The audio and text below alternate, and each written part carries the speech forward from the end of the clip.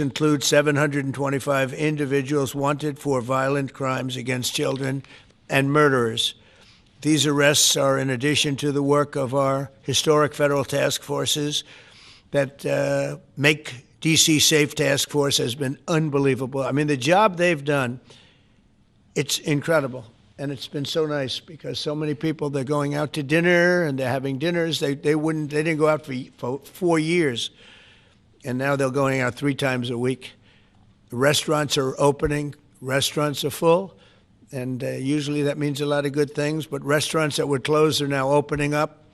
And everybody's happy. It's nobody's ever seen anything like it, actually. And everybody feels safe. You can have a child walk right through the middle of Washington, D.C., and nothing's going to happen. We were losing more than one person a week in Washington. They're being killed on an average of over 1 a week. The Make D.C. Safe Task Force has been incredible. And the Make Memphis Safe Task Force is having very similar results. It's much earlier, but we've been there for a week and a half, but I'm hearing the results are pretty incredible, and you'll hear about that. They're mobilizing more than 20 federal agencies for the largest law enforcement operation targeting violent criminals in American history. As a result of these efforts, violent crime declined nearly 20% nationwide compared to the same period last year, and it was the safest and most peaceful summer in 2 decades. And honestly, we haven't really even gotten going yet. If we didn't have to fight all of these radical left governors, we could have had Chicago taken care of, as an example. They had, in a short period of time, 4,000 murders in Chicago, and we have to listen to this man stand up and say that we're bad people. And the people of Chicago are walking around with MAGA hats. You have women, beautiful black women, walking around with MAGA hats. Please let the president in, and we don't care how he does it. They're not interested in National Guard or Army, Navy, bring them in, Marines, bring in the Marines. They just want the crime to stop. And more so because of the success that we had in D.C. I think if we didn't have that success, nobody would even believe it. So I want to congratulate all of the incredible law enforcement professionals joining us today, especially Attorney General Pam Bondi, who's terrific, Deputy Attorney General Todd Blanche, who is a fantastic legal talent. He really is. He's a great guy, too. And, of course, FBI Director Kash Patel. They have worked so hard on this and other things. Since the start of the administration, the FBI has arrested over 23,000 violent criminals, more than double the number arrested in the final year of the Biden disaster. The FBI has also destroyed or severely disrupted more than 170 organized criminal enterprises and gangs, 1,600 of the most violent gangs, and confiscated over 6,000 illegal firearms. And they've tracked down and arrested 4 fugitives on the most wanted list. 4 of the most wanted. Actually, 2 of them were the most wanted fugitives in the world. There's still much more work to be done, which is why the FBI continues to work alongside the Department of Justice, the Department of Homeland Security, and the Department of War to defend. And Pete Hegseth has been fantastic, by the way, on this too, on other things, but on this too, to defend law and order and combat violent crime, arrest illegal aliens, and make American cities the safest in the world. And when I campaigned, I talked about crime, but I never knew that we were going to get into it like we did. You know, I mean, I used to watch these cities with the murders. Chicago recently had one deal where they had 11 murders in one weekend, and they said, well, yeah, but it was a holiday weekend. They actually told me that was the reason, like it was okay because it was a holiday. It was Labor Day. These people are the worst. They really have to. They better. I tell you what, the people in Chicago and the people in places like that could be fixed. At some point, it gets to where you can't fix it anymore. It's too far gone. And we have some cities like that. But these are great cities that can be fixed. I'm going to be strongly recommending, at the request of government officials, which is always nice, that you start looking at San Francisco. I think we can make San Francisco. There's one of our great cities 10 years ago, 15 years ago, and now it's a mess. And we have great support in San Francisco, so I'd like to recommend that for inclusion, maybe in your next group. You'll get great support. Every American deserves to live in a community where they're not afraid of being mugged, murdered, robbed, raped, assaulted, or shot. And that's exactly what our administration is working to deliver. I didn't realize I was going to make this such a big factor in the administration. I didn't really campaign. I campaigned on crime, but I never thought we'd go into every city and take a really safe city that we've all been living with for years and make them safe. And now it's like a passion for me, and it's a passion for the people behind me. So I didn't get elected. I did get elected for crime, but I didn't get elected for what we're doing. This is many, many steps above. And I want to thank Stephen Miller, who's right back in the audience right there. I'd love to have him. I love watching him on television. I'd love to have him come up and explain his true feelings, but maybe not his truest feelings. That might be going a little bit too far. But Stephen, thank you for doing an unbelievable job. And the people of this country love you, I'll tell you, and they love what you say about crime and stopping crime. So now I'd like to ask Director Patel to say a few words, and then Pam and Todd also. And I just want to congratulate them. This is an amazing thing, and we're just at the start. We're going to go into other cities that we're not talking about purposely. We're getting ready to go in. And when they go in, like Cash as an example told me that people didn't even know. 5 months ago, they went into Chicago, and they started doing a lot of work in Chicago, and we brought the numbers down a little bit. And but that really was just preparatory work for what we're going to do with the surge. We're going to have a surge of strong, good people, patriots, and they're going to go in, they straighten it all out. So a lot of these cities we're already working on, but we don't do it with a big flavor. But in a little while, you're going to see some numbers that you're not going to believe. And I think you'll probably start with Memphis, because I'm hearing the numbers are much quicker than we even thought possible. But again, D.C. it speaks for itself. Chicago is going to be okay. We're going to save Chicago. And I told you, and I told them, a very respected man, the head of the Union Pacific, said, "Sir, save Chicago. It can be saved." And the way he said it, it was like, can you believe it? We're trying to save Chicago. But I understood exactly what he wants, and that's what we're going to do. We're going to save all of our cities, and we're going to make them essentially crime-free, like other countries have crime-free. If you go all over the world, you go to the world, you hear Afghanistan and you hear all these different places. Our crime in certain cities is worse than anything they can even imagine. And we're not going to have that any longer. It's going to stop, and it stops right here. Cash, please. Thank you, Mr. President. What I'd like to do is just highlight some of the outstanding work that the men and women of the FBI have been doing. And thanks to your brave leadership and the mandate you were given by the American people, not only defend the homeland, but crush violent crime, you tasked us with our great partners at the Department of Justice and the Attorney General and the Deputy Attorney General to start making arrests and bring prosecutions and safeguard our cities. And you said it, this is just the beginning. In just 7 months, I hope the media takes a look at every one of these charts, because these are the best numbers for fighting crime in U.S. history, and it's only 7 months in. And to do that, our vehicle to do it of choice was Operation Summer Heat, which the FBI architected to go after violent criminals. And in just a 3-month span, you had 8,700 arrests of violent criminals. You had 2,200 firearms seized off the streets permanently to safeguard our communities. You had 421 kilograms of fentanyl seized. Just to put that in perspective, that's enough to kill 55 million Americans alone.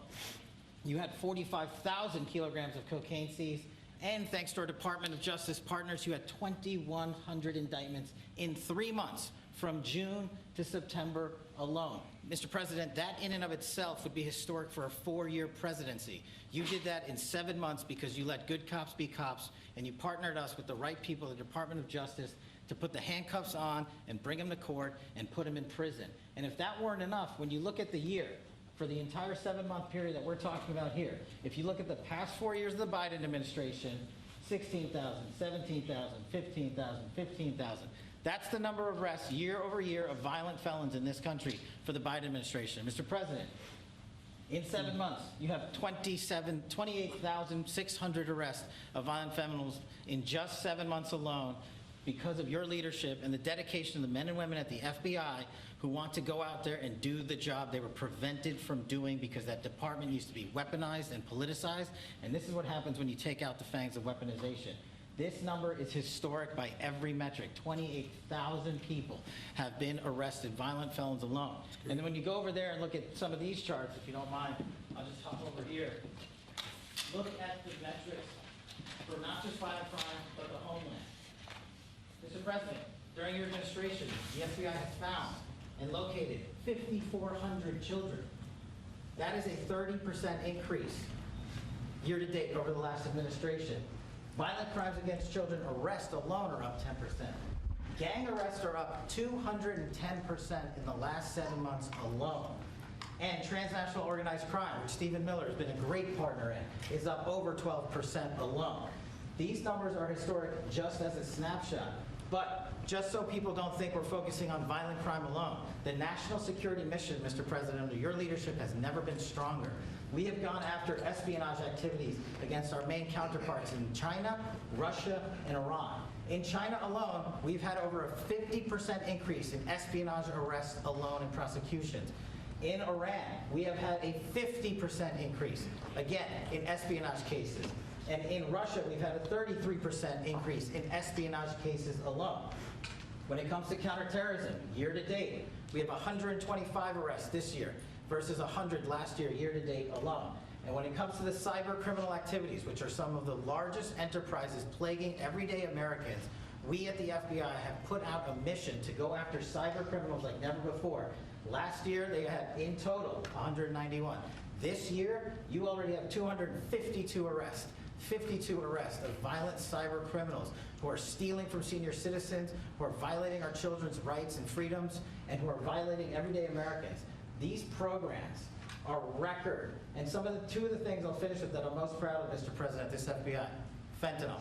As you know, it's a scourge that is killing our youth, 100,000 plus a year. To date, the FBI has seized 1,900 kilograms of fentanyl. That's enough lethal doses to kill 127 million Americans alone. To date. And if that weren't enough, Mr. President, you said we have to go after the worst of the worst. And you empowered our Department of Justice, our Attorney General, Deputy Attorney General, and the Deputy Director at the FBI, led the charge, not just on summer heat, but he also led the charge in the FBI's 10 most wanted fugitives. These people have been on the run for years.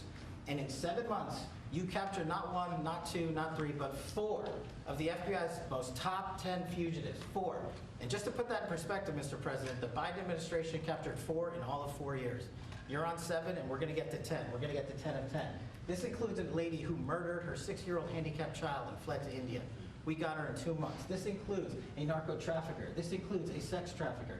This includes another first-degree murderer and gangbanger. These people were on the run because of the prior administration's reckless policies that destroyed our communities, and you came in and with a mandate said, go after the worst of the worst.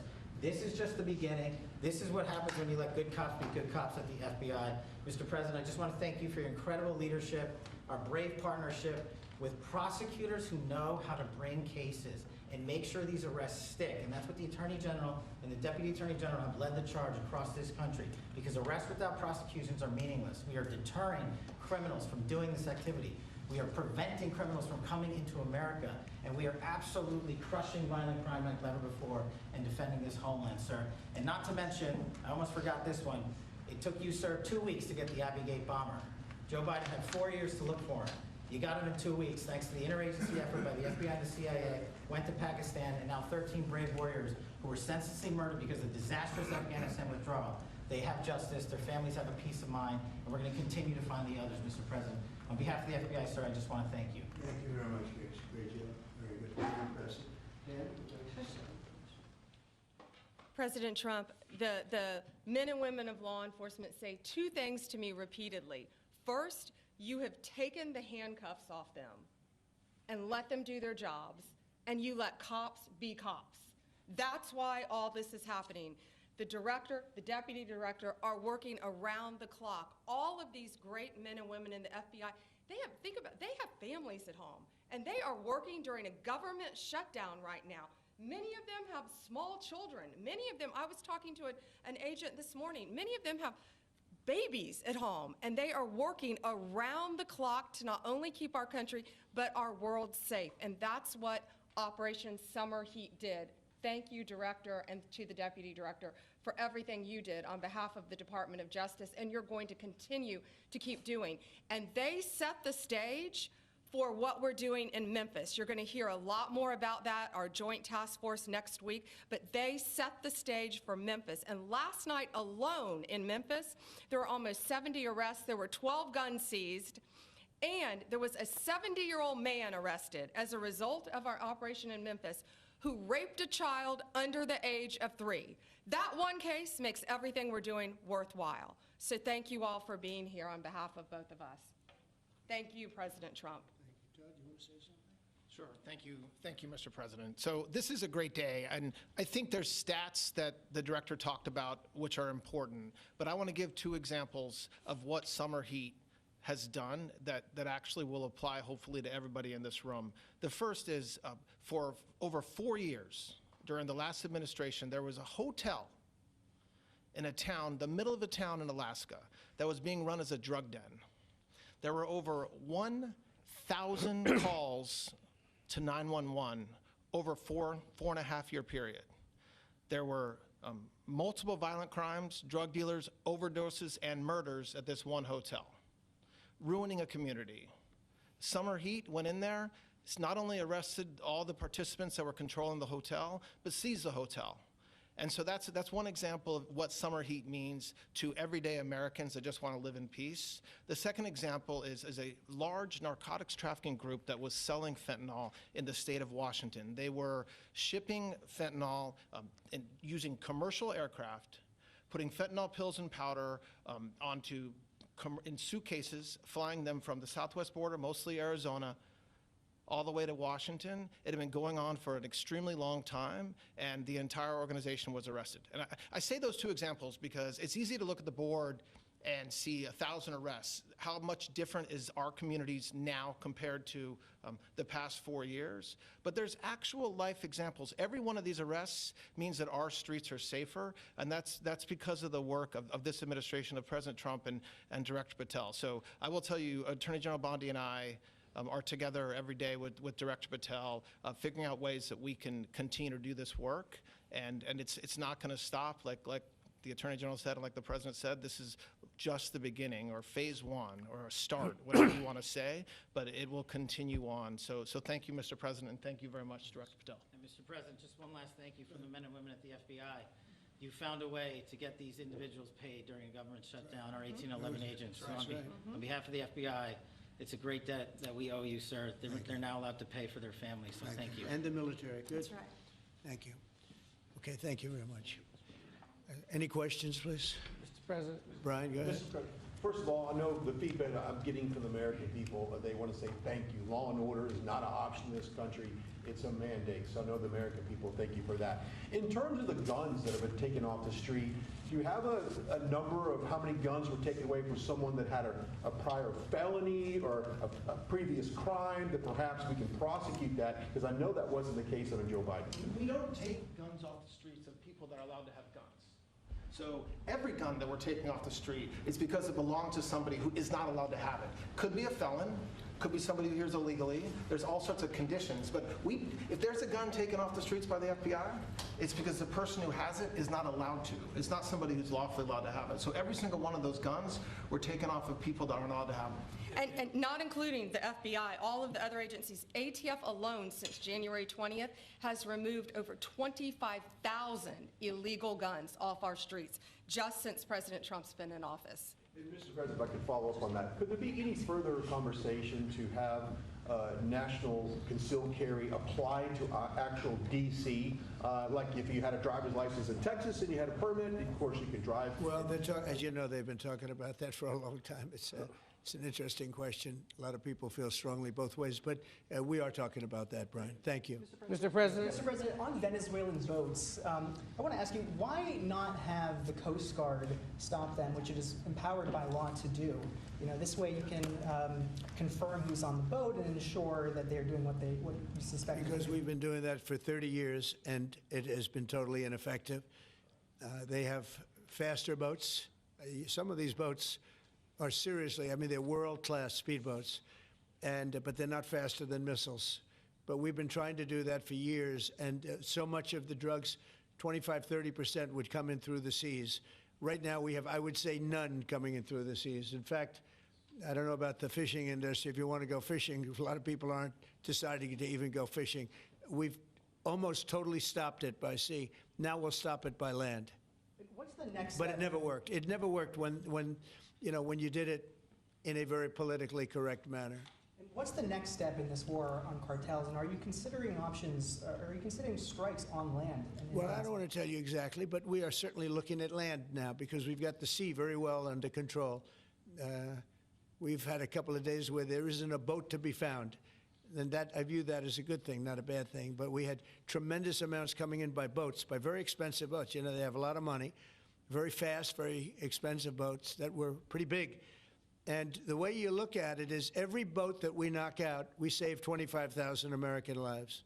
So every time you see a boat and you feel badly, you say, wow, that's rough. It is rough, but if you lose 3 people and save 25,000 people, these are people that are killing our population. Every boat is saving 25,000 lives, and you can see it. The boats get hit, and you see that fentanyl all over the ocean. It's like floating in bags. It's all over the place, and it's a tremendous. We're saving tremendous amounts of lives. Yeah, Mr. President, on that issue, I know you've talked about, I have a question for you, and then I also have a question for Director Patel. I know you talked about having some distaste for Boston recently. Is this one of the cities that you might be looking into, and can you give us a hint about other cities that you might be You're saying for where? For where? For Boston. Yeah, well, Boston has a bad mayor who at least is a reasonable IQ person. You know, most of them are low IQ. But, and they're so bad. I mean, what's going on in Chicago is just, you'd think the guy would say, hey, look, we have a problem, Mr. President. Could you come in and straighten it out? We could have that done in a month if we had their cooperation. It's going to be done anyway, but we could have it done in a month. Yeah, Boston, she's got 4 areas that are, wrong. And, somebody said, would we think about taking the World Cup away from Boston if they don't straighten it out? And the answer is yes, we have the right to do that with FIFA. So if we think that LA is going to be bad, or we think that applies a little bit to the Olympics too, but we'll talk about FIFA first. FIFA is very hot. If we think there's any reason that, whether it's Boston or anywhere else, that they're not doing their job, we're going to take those World Cup games and move them someplace else. Thank you. And then Director Patel, there's been so many conspiracy theories swirling around about the assassination of Charlie Kirk. Do you have any updates for us, especially in light of all the online content that everyone's been talking about? The only thing we deal with at the FBI and the Department of Justice is facts, and we delivered at record speed a manhunt to capture Charlie Kirk's alleged assassin in 33 hours. And if you put that in perspective to Luigi Mangione or the Boston bomber, they took them 5 days and a police officer lost their life in their manhunt. We are running out absolutely every single lead, and the best thing we can do to honor my friend Charlie Kirk's life is to make sure that everyone involved is prosecuted to the full extent of the law, and that's what we're focused on, investigating the facts, not trading in conspiracy theories. Okay. Mr. President, thank you so much. Thank you. In light of China's export curbs on rare earths, do you view India as a reliable partner going forward? And are you planning to meet Prime Minister Modi in Malaysia? Are you open to talks in terms of Yeah, trade? sure. He's a friend of mine. We have a great relationship. He just said that 2 days ago, as you know. We have a great relationship. No, we were not happy with him buying oil from Russia, because that lets Russia continue on with this ridiculous war where they've lost 1.5 million people, by the way. Russia's lost 1.5 million people, soldiers mostly. This is a war that should have never started, but it's a war that Russia should have won in the first week, and they're going into the 4th year. And I want to see it stop. So I was not happy that India was buying oil. And he assured me today that they will not be buying oil from Russia. That's a big stop. Now I got to get China to do the same thing. You know, that is relatively easy compared to what we just did over the last week in the Middle East. Middle East was 3,000 years, and we got it done. This is 3 years, and I think we'll get it done. I think that President Putin, I think he wants to get it done. We'll see. There's a great animosity between him and Zelensky. You probably have noticed, right?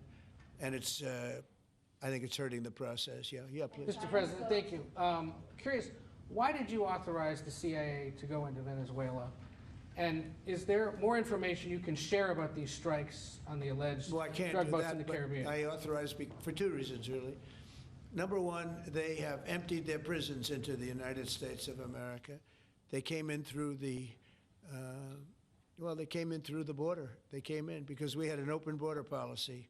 And as soon as I heard that, I said, a lot of these countries, they're not the only country, but they're the worst abuser.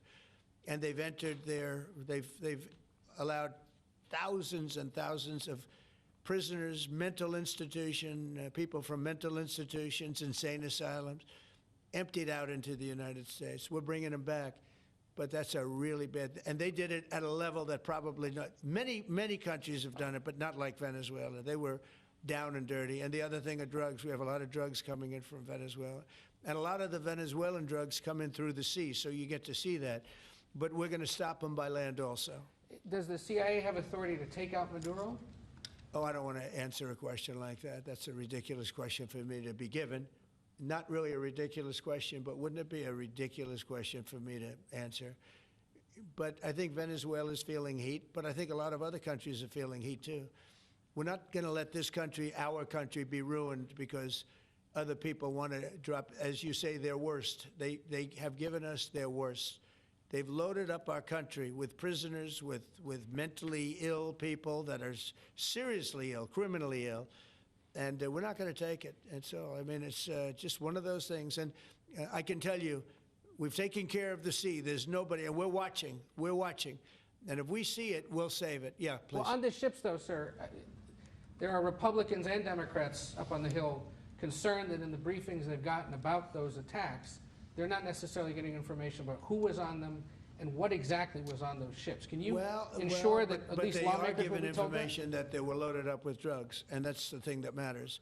When they're loaded up with drugs, they're fair game. And every one of those ships were, they're not ships, they're boats, they're speedboats. They're extremely fast, record-setting type speedboats. They cost a lot of money, and they have a lot of money because they're drug sellers.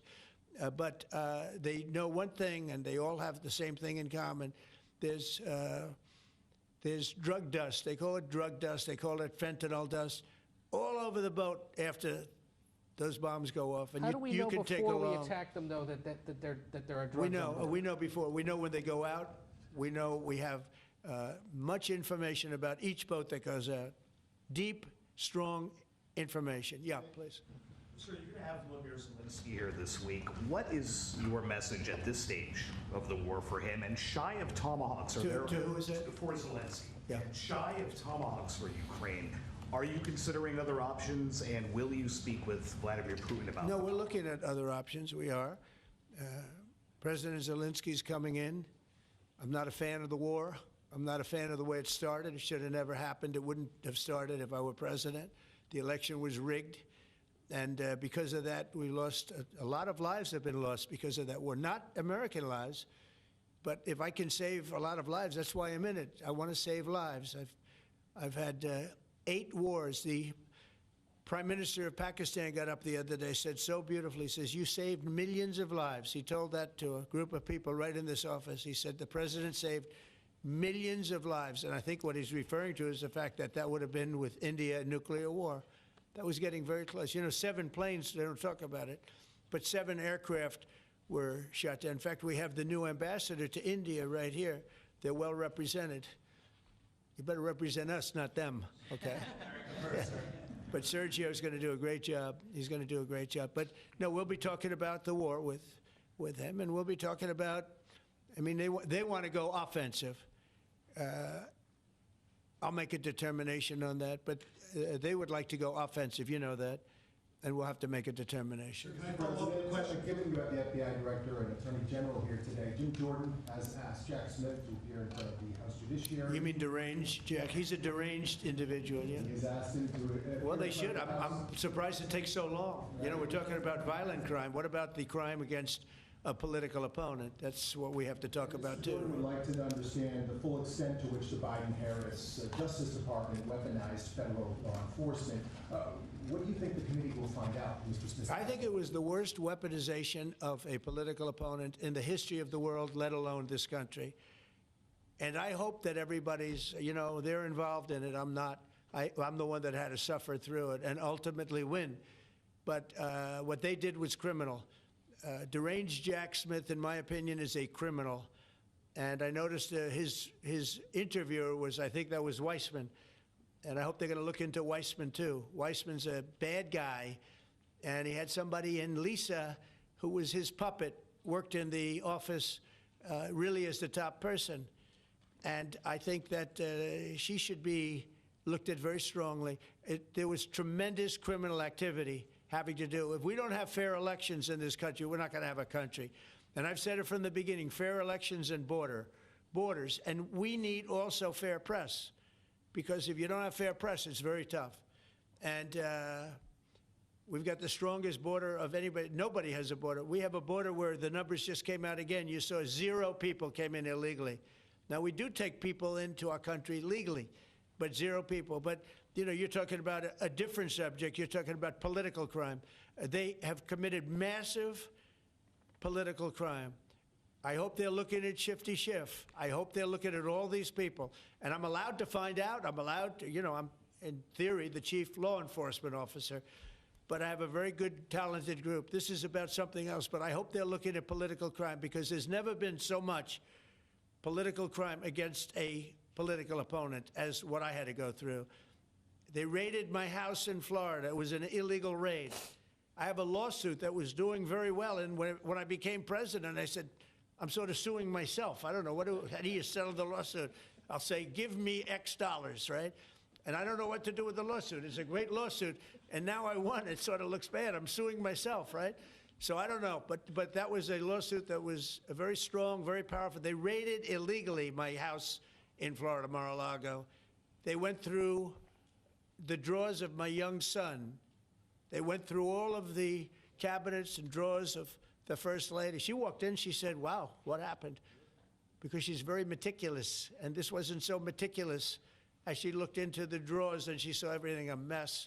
It's what they did against a person that just got out of office. And then you look at these corrupt people. You look at Hunter Biden. You look at the signature. As an example, the Europen. I just signed so many different things. An admiral, a 4-star general. I'm signing them left and right, the commissions. And by the way, I want to compliment John Thune and also Mike, our great speaker. But John Thune, all of a sudden, I'm getting these things by the hundreds. I was getting one every 2 weeks. It would have been 4 years before you got them in more. So you would have had some that didn't even get in, all because of Democrat obstruction. So John Thune did a great job. I must have signed 200 into the administration. We're just about caught up. It's amazing. And so compliments to John. He had to do some things that were very tough to do that he didn't want to do, but he was forced to do it by the Democrats. And as far as the shutdown's concerned, this is a Democrat Schumer shutdown. And he's trying to do it to get relevance back into the party because he's a loser. I've known him all his life. He's always been sort of a loser, but an intelligent one. But I think he's losing IQ points with time. I think that happens. I hope it hasn't happened with me. I know if it did, you guys will let me know about it very quickly. Just a violent crime, sir. Here in D.C., a judge has given the 2 teenagers that beat up ex-Doge staffer Big Balls probation. It's incredible. And no jail time. Is this justice? Jeanine Pirro is doing a fantastic job, and she is beside herself because you have these radical left judges that they beat the hell out of this guy. And there was many people against this one guy who was really trying to protect his girlfriend. He didn't want to hood it over the door but they really beat him up badly. That just happened, right? Yes. Wow, that's terrible. I think the judge should be ashamed of himself. That's a big problem. You know, they can do their job, and then they go into a court, and the people are protected by these, I don't know where they come from. Where do these people come from? Where do the judges come from? I want to compliment on behalf of Pam and Todd and all of us because, Cash, I think that Jeanine has done a fantastic job. And the case I heard was like flawless. It's a flawless case. They have them on tape. They have everything. And then a judge gives them a little probation. These are rough guys. And they're young. And if that happens, they're going to grow up. They're going to be real bad. They're going to cause a lot of problems. Yeah, please. Go ahead. So, Sergio Gore has just gotten back from India. What were the conversations like with Prime Minister Modi and the other? I think they were great. He reported to me that he's a great man, you know. Modi is a great man. That he loves Trump. Now, I don't know if the word love, I don't want you to take that any different. I don't want to destroy his political career, okay? But you have to understand, I've watched India for years. It's an incredible country. And every single year you'd have a new leader. I mean, some would be in there for a few months, and this was year after year after year. And my friend has been there now for a long time, and he's assured me there will be no oil purchased from Russia. I don't know, maybe that's a breaking story. Can I say that? Would you say? There will be no oil. He's not buying his oil from Russia. It started. You know, you can't do it immediately. It's a little bit of a process, but the process is going to be over with soon. And all we want from President Putin is stop this. Stop killing Ukrainians and stop killing Russians, because he's killing a lot of Russians. Again, it doesn't make him look good. It's a war that he should have won in 1 week, and he's now going into his 4th year. That does not make this big so-called war machine look good. But he could make a settlement. We're willing to settle. I thought we had a deal. The hatred of the two leaders is very, you know, it's an obstacle. It's an obstacle. There's no question about it. But I thought we had a deal 2 months ago. Who would think I created peace in the Middle East and can't get the two guys to settle? But I think we'll get them. But if India doesn't buy oil, it makes it much easier.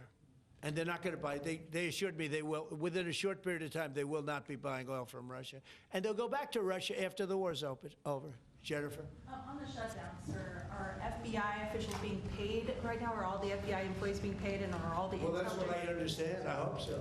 Thanks to you, everybody. Thanks to your great work, Mr. President. The 1811 special agents at the FBI are going to receive their paychecks. Got a lot of people paid, actually. and everybody in the whole intelligence We got the community? people that we want paid, okay? And we want the FBI paid, we want the military paid. We got the people that we want paid. And I'll tell you, the Democrats, they don't talk about this. You know, we're getting rid of programs that we didn't like, but that were negotiated in, but we didn't like. We're terminating those programs, and they're going to be terminated on a permanent basis.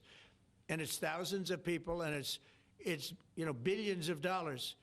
We're getting rid of a lot of things that we never wanted because of the fact that they made this stupid move. And they don't want to talk about it. You know, they have their day coming up. I hear very few people are going to be there, by the way. But they have their day coming up, and they want to have their day in the sun. But they should really make a deal. So what we're doing, I mean, they call him Darth Vader, but he's actually a very nice person, Russell Vogt. But Russell Vogt is really terminating tremendous numbers of Democrat projects. There's not only jobs, I mean, the project in Manhattan, the project in New York, it's billions and billions of dollars that Schumer has worked 20 years to get. It's terminated. Tell him it's terminated, Jennifer. All right. On Hamas, sir, what is your understanding of the pace of returning the deceased hostages? Are you pleased Well, with they're that looking pace? for them, absolutely. They're looking. So we have the living hostages all back. They returned some more today. It's a gruesome process. I almost hate to talk about it. But they're digging. They're actually digging. There are areas where they're digging and they're finding a lot of bodies. Then they have to separate the bodies. You wouldn't believe this. And some of those bodies have been in there a long time. And some of them are under rubble. They have to remove rubble. But there are graves, and some are in tunnels that died in tunnels that are way down under the earth. And the tunnels are like 3 feet. Can you believe it? 3 feet high. They lived like this for a long period of time. It's a horrible atrocity. At the same time, we, meaning Israel, but I knew everything they were doing pretty much. I knew most of the things they were doing, but they've killed probably 70,000 of these people, Hamas. And I said, it's time now. So we'll see what happens. We'll also see what happens. Your next question is going to be the weapons. We want the weapons to be given up, sacrificed, and they've agreed to do it. Now they have to do it. And if they don't do it, we'll do it. That we had the head of CENTCOM today suggest that Hamas needs to hurry up and disarm and follow your comprehensive plan. Yeah. That it was the head of CENTCOM saying that. Is that not a signal to Hamas, to the rest of the world, that at some point the U.S. military may more directly engage in all this? We won't need the U.S. military. So then why have them We say it won't at need all? it. We're Why gonna not just have- you? Because we're very much involved in it. If we weren't involved, there wouldn't be peace. If we didn't destroy the nuclear capability of Iran, that deal would have never happened for two reasons. The Arab nations would not have felt bold enough to do it because you have a very powerful, at that time, Iran. It's not powerful anymore, between what we what Israel and us did, because, you know, the attack was, if you look at it, we helped them very much. They will be the first to tell you, including shooting down thousands of drones that were coming into Israel. You know, we shot them down. We were shooting them down like it was target practice, but we shot down thousands of drones and missiles also going into Israel. But between what we did to Iran that way with the, you know, conventional, we will call it, and what that see that beautiful plane, that B-2, I noticed it on the desk.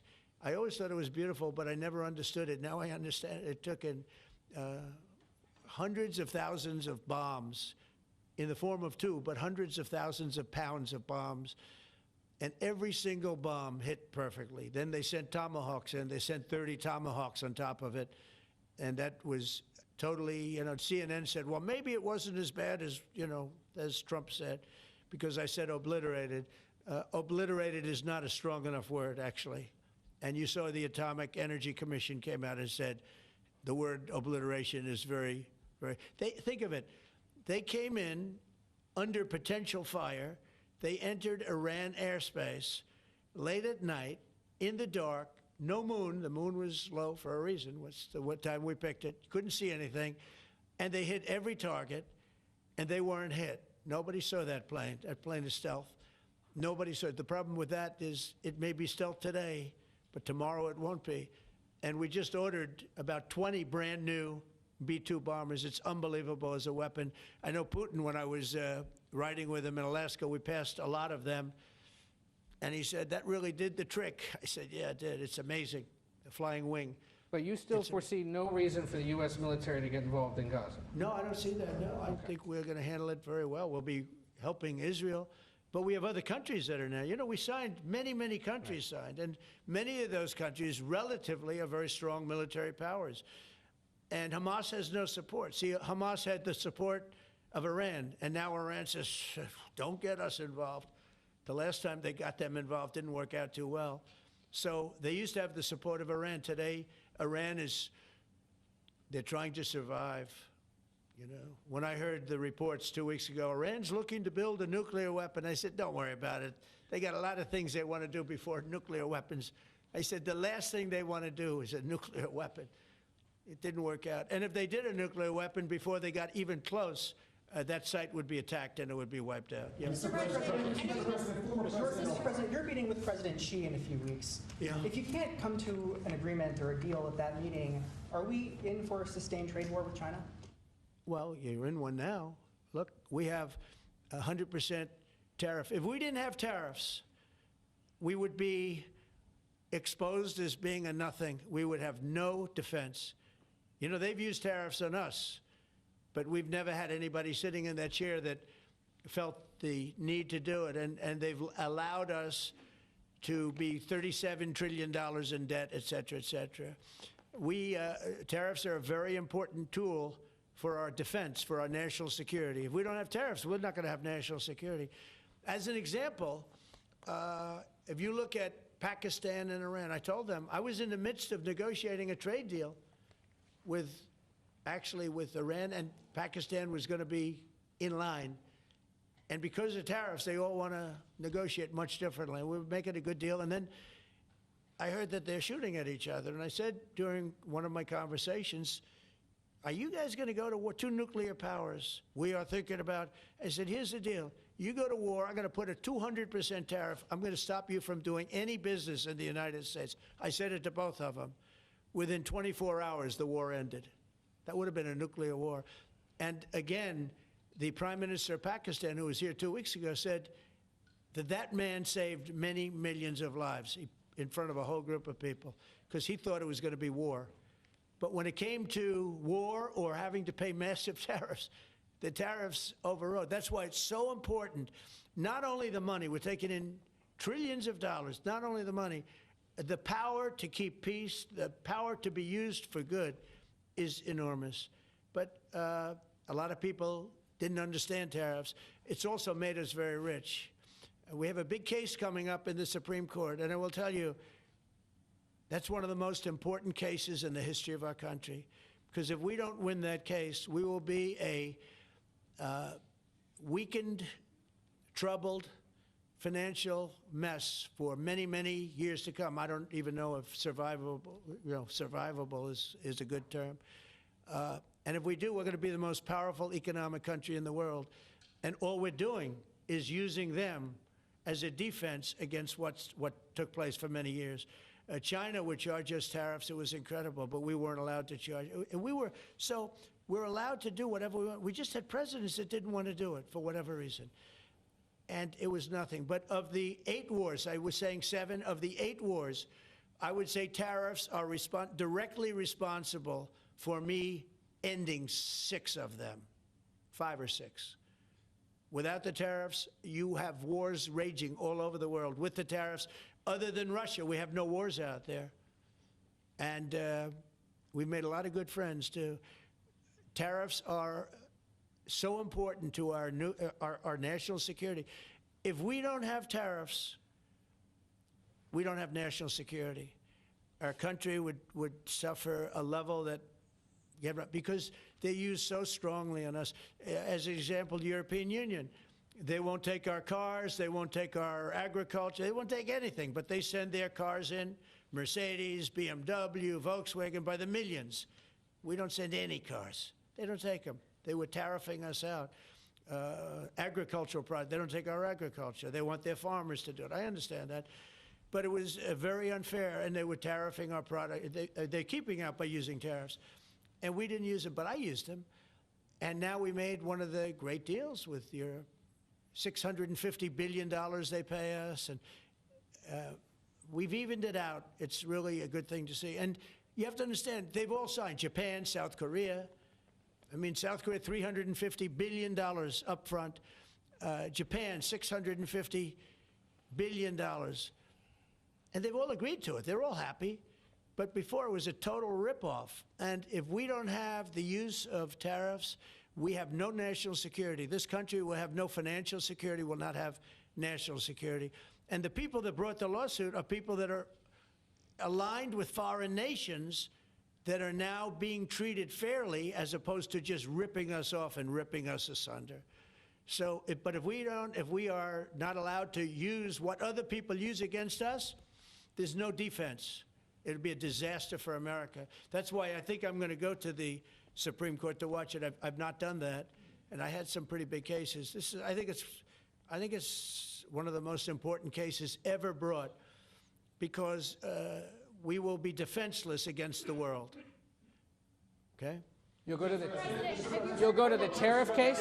Did you have one? Yes, please. Thank you, Mr. President. I want to ask you about the Georgia Senate race. I know it's very early, but there's several Republicans in that field that are vying for your endorsement. A lot of good people in that field. Yes. I know all of them, actually. I haven't made a decision on that, but you have some very good people in the Georgia Senate race. Well, Governor has endorsed. No, I know. The governor has, and he's spoken to me about it a lot. He likes that candidate a lot. And I understand that. I haven't made a decision yet. Are you going to campaign in New Jersey? I'm following that race very carefully. I think it's very important for Georgia to get a real senator, because the senator they have now is a horrible senator. He allows all the crime, all the borders. You have open borders. I mean, his whole philosophy is a disaster. That's not representative of the people of Georgia. I know the people of Georgia. I won Georgia 3 times, but they say twice. Okay, I won it very big the last time, and I won it big the first time, and I won it big the second time, but we had criminals that didn't allow. I mean, I hope they're going to go into that. I hope they go into the votes which are being stored in Fulton County and take a real look at those votes, okay? Because I won it the second time, too. But I know Georgia very well. I love Georgia. Those people are great, and they deserve a good senator, because the man they have now is a weak, ineffective person. Okay. Are you going to campaign in New Jersey and Virginia? By the way, you won Georgia 3 times. Yeah, I agree. Do you agree with me? I and do. He's the media. For someone that spends a lot of time in Georgia, I believe you won that. Yeah, okay. I really have a question about... You don't, the word believe isn't strong enough, right? Yeah, you know. There you go. It's true. I know I won, too. We have the great Newt Gingrich. Newt, you agree with us? Good. Otherwise, I'd have him dismissed immediately from the room. You know, his wife, as you know, is becoming an ambassador to a great country, Callista, so congratulations. And we're going to take a picture. And the only reason I'm doing it, he speaks so well of me. He said, I'll go down as the greatest president in history. And then he blew it. He said, I'm not sure if I put him above Washington or Lincoln. So I'm not that happy about that, dude. I've got a question about the weaponization of the DOJ. The media often says your department is weaponizing the DOJ. Yeah, that's Now, the opposite. It's the opposite. Todd, you represented President Trump and probably the greatest weaponization of the DOJ by Alvin Bragg. You know firsthand, if you can describe what you saw under the Biden administration and how they weaponized the DOJ. Well, I mean, I think it's hard to describe what happened in those last 4 years since President Trump. Alvin Bragg, a local prosecutor, his office staffed by someone in New Jersey. Jack Smith, picked as a special counsel, staffs his entire office with DOJ prosecutors. And then there are countless things that happen. All in writing, most of them on the docket, that require no explanation except a complete abomination of the place that the Attorney General right now and Director Patel. So when people talk about this department weaponizing, it's embarrassing. Because there's no scenario in which you can look at what we're doing, restoring justice, doing the right thing in every single case, and say that that's weaponization, and yet remain eerily silent about what happened for the past 3 years. I mean, you read these articles and giggle, because it cannot be true that people really think that what they did to him, not once, not twice, I'm still counting 3, 4 times, but we're the ones that are weaponizing. So this man is not weaponizing the Department of Justice. We're not weaponizing the Department of Justice. It's the opposite. I mean, and also, nobody questions what I'm saying because it's true, because we all lived the past 4 years. So listen. They never want to bring up the details. But I watch the fake news, and oh, he's weaponized. And he wants to send them to prison. He wants all this. They indicted me like 5 times. I took a mugshot. Who would have thought it turned out to my favor? Because it was a good shot. But I had to take a mugshot. It's right out there on the door. New York Post, front page of every paper in the world. I had a mugshot. They wanted to send me, nobody says that.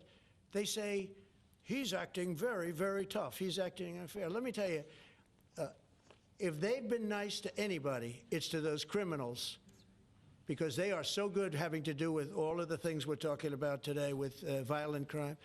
But if anything, I think this Justice Department has been so respectful of the law, because the other Justice Department, with Rita or Lisa and all of that scum, real scum, what they did to the political opponent of a guy that has a seriously low IQ. Now, in his case, it was low based on his career, but it got real low, okay? It was descending rapidly. But what they did to go after his political opponent is legendary, worse than any third world country, banana republic. And what we're doing is nothing. Are you kidding? Nothing. They write stories. Why aren't they doing this? And we'll leave. I don't have to leave it up to them, but I choose to at this moment at least. But there's never been anybody treated in the history of politics. You know, they say the 2 worst treated presidents by the media, et cetera, was that man right there, the late, great Abraham Lincoln, and this guy right there, Andrew Jackson. They say Andrew Jackson was treated terribly. They give him number 1 and number 2, but that was before I came along, Newt. I say I have number 1 times 10. Nobody's been treated like I've been treated. And I did a great job. You know, we had a great first term. And we had one of the most successful economies in history, et cetera. I rebuilt the military. We did a tremendous amount. The last part, we had a horrible thing called COVID, and we handled that well. We made ventilators for nations all over the world. I mean, we did a great job. Probably never get credit for it. Look at the therapeutics, the Regeneron, all the different things, the vaccines, all the things we did. We did a great job, but we had to focus on that. But we had the best economy in the history of our country. We're blowing it away right now. Look at the stock market. It hit another all-time high today. That's 48 days out of the few days that I've served. 48 days have already hit record highs. And we have, maybe most importantly, the number, we have now, I was saying 17, it's over $18 trillion is being poured into our country. It's because of the election and because of tariffs. Without the tariffs, you wouldn't have probably 18 cents. It's because of the tariffs, because there are no tariffs if they build in our country. And they understand that. So we have medical companies coming over. We have the AI. We're dominating China in AI. Everybody said that's impossible. We're dominating.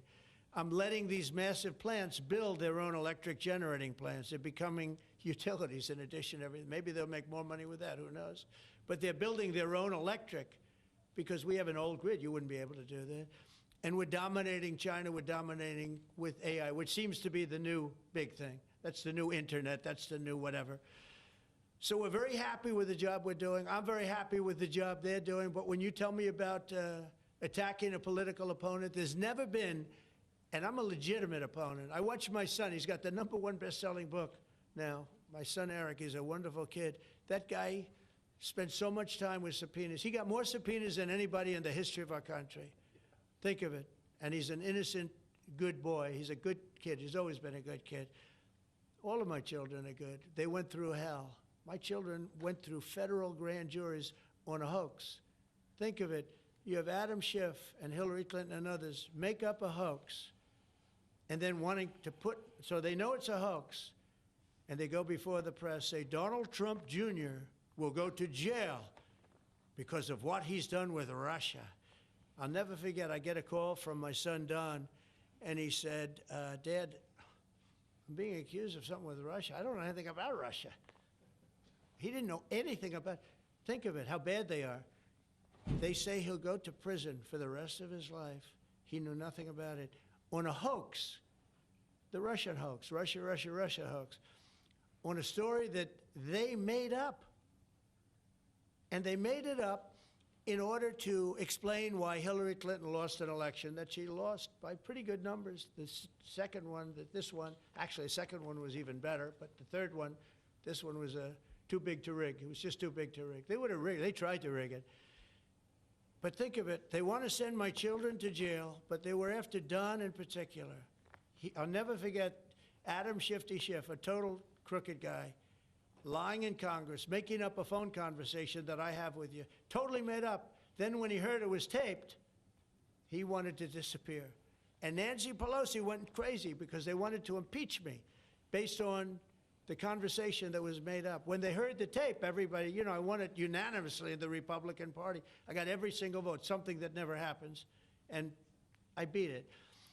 But think of it, they want to put my son in jail for something that they made up. So they know they made it up. And they say he will serve the rest of his life in prison. These are sick, bad people.